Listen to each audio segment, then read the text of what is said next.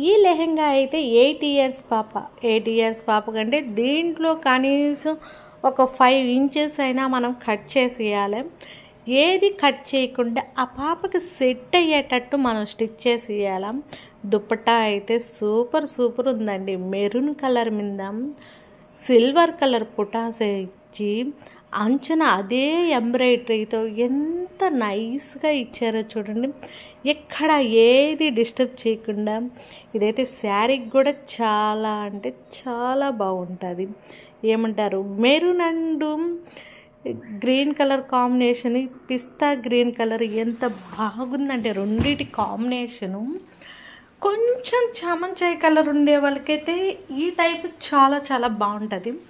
ఆ పాప ప్యూర్ వైట్కి ఇదైతే శుభమస్తులే అయితే తీసుకోవటం అయిందంట. 2000 చిల్లరని చెప్పుకొచ్చారు.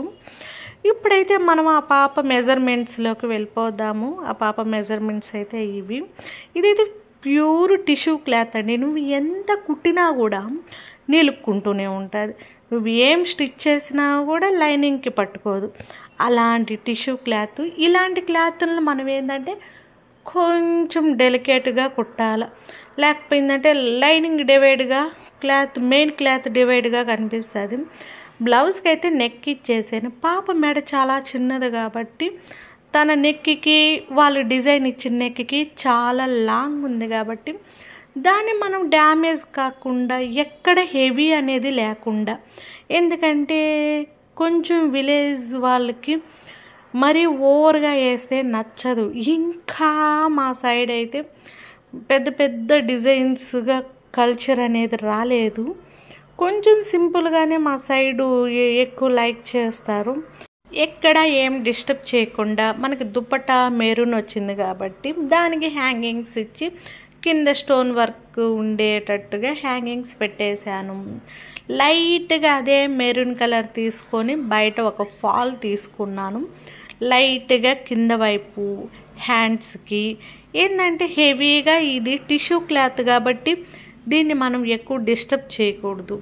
పాప చిన్నది కాబట్టి ఇంకా క్లాత్ మిగిలింది కాబట్టి తనకి ఫ్యూచర్లో కూడా దీన్ని యూజ్ చేసుకోవాలి కాబట్టి అందుకోసం ఎక్కడ డిస్టర్బ్ చేయకుండా కొంచెం సింపుల్గానే తనకి నిజం చెప్పాలంటే తనకు ఒక 15 ఇయర్స్ వచ్చిందంటే ఇది పర్ఫెక్ట్ లెహెంగా అవుతుంది ఆ పాపకి.